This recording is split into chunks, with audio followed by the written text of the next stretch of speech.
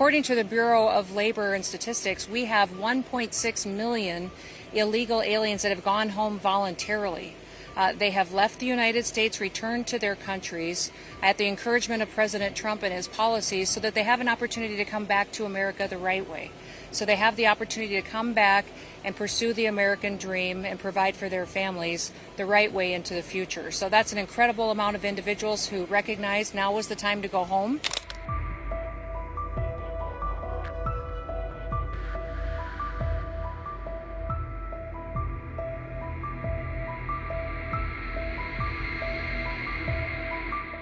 Amid the intensifying U.S. immigration crackdown, ICE announced it arrested 65 illegal immigrants in Connecticut during a 4-day sting called Operation Broken Trust, as part of its wider crackdown on sanctuary states. The arrest came just months after Connecticut expanded its sanctuary state law known as the Trust Act, blocking local police from sharing information with ICE unless required by law or in cases involving serious crimes. According to ICE, the operation specifically targeted violent criminals, gang members, and repeat offenders with long criminal records. Of the 65 taken into custody, 29 had been convicted or charged with serious crimes like kidnapping, drugs, weapons, and sex offenses.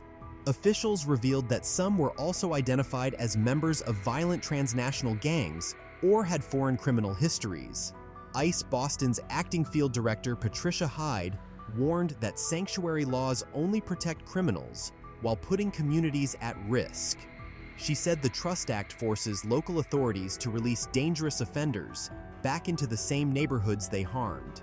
Hyde called the operation a success, stating that Connecticut is safer thanks to the teamwork of ICE and its federal partners. She stressed every person arrested had violated federal law, with many also tied to gangs, drugs, or violent assaults. The 4-day sting involved ICE, the FBI, U.S. Marshals, DEA, and ATF working together to locate and capture offenders.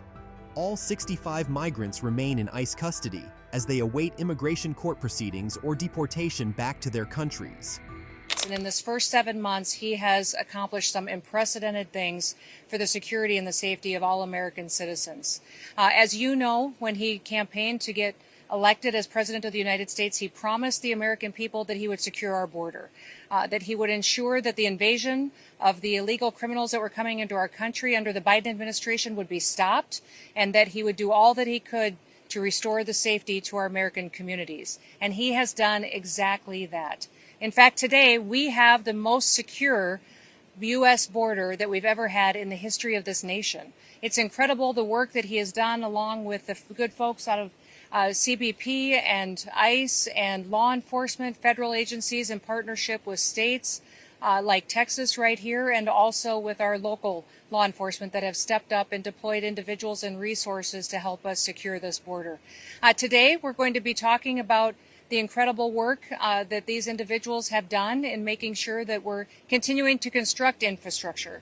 And when you look at what is behind us as far as the wall that is being built, you see obviously the structure, but also there will be more added to it as far as technology, cameras, sensors that will ensure that it will be secure far into the future and that will be efficient as well.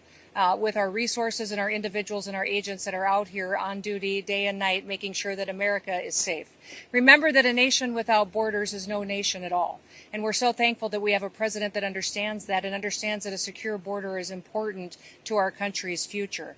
Now, if you look at the structure that's behind me, it's tall, which makes it very, very difficult to climb, almost impossible. It also goes deep into the ground, which would make it very difficult, if not impossible, to dig under. And today, we are also going to be painting it black. That is specifically at the request of the president, who understands that in the hot temperatures down here, when something is painted black, it gets even warmer, and it will make it even harder for people to climb. So we are going to be painting the entire southern border wall black to make sure that we encourage individuals to not come into our country illegally, to not break our federal laws, but that they will abide and come to our country the right way so that they can stay and have the opportunity to become United States citizens and pursue the American dream. Now, we got an incredible amount of resources allocated to us in the big, beautiful bill. And we're so thankful for that because that's going to allow us to continue construction. The construction right now is at the pace of a little bit less than a half a mile a day. And the border wall will look very different based on the topography and the geography of where it is built. Here you see structure. We will have waterborne infrastructure that will be put in place as well, and then that technology will be installed. And we'll utilize that to make sure that we're doing due diligence in securing every single inch of our border. And it's not just our southern border that we are concerned with and putting resources into. It is every border from our maritime seas to also our northern border to make sure that the American citizens can have safety, but also that our laws are enforced. I also want to thank all of our other Border Patrol agents who stand on watch every single day, 24/7, to make sure that they're providing for the security of our nation and for our future. So may God bless them and keep them safe as they continue to do their work. With that, I'll take any questions that you may have. Yes, ma'am. Alicia Caldwell with Bloomberg News. You guys have achieved record lows not seen since the 1960s on a monthly basis. El Paso sector was, I think 1,000 apprehensions in July.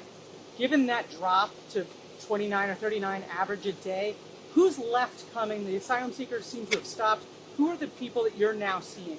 You know, I'll let Walter speak to that because he knows specifically the individuals that they're encountering here. But I think it is remarkable that for May, June, and July, we've had 0 illegal aliens come into the United States of America, according to our records, and encounters that people that have come into our country that we have the most secure border in our nation's history. I also want to point out one other statistic that came out this week that was incredibly important to our country is that according to the Bureau of Labor and Statistics, we have 1.6 million illegal aliens that have gone home voluntarily. They have left the United States, returned to their countries at the encouragement of President Trump and his policies so that they have an opportunity to come back to America the right way. So they have the opportunity to come back and pursue the American dream and provide for their families the right way into the future. So that's an incredible amount of individuals who recognize now is the time to go home. And if they choose to come back to the United States, to do it while abiding with our laws. According to the Bureau of Labor and Statistics, we have 1.6 million illegal aliens that have gone home voluntarily. They have left the United States, returned to their countries at the encouragement of President Trump and his policies so that they have an opportunity to come back to America the right way. So they have the opportunity to come back and pursue the American dream and provide for their families the right way into the future. So that's an incredible amount of individuals who recognize now is the time to go home.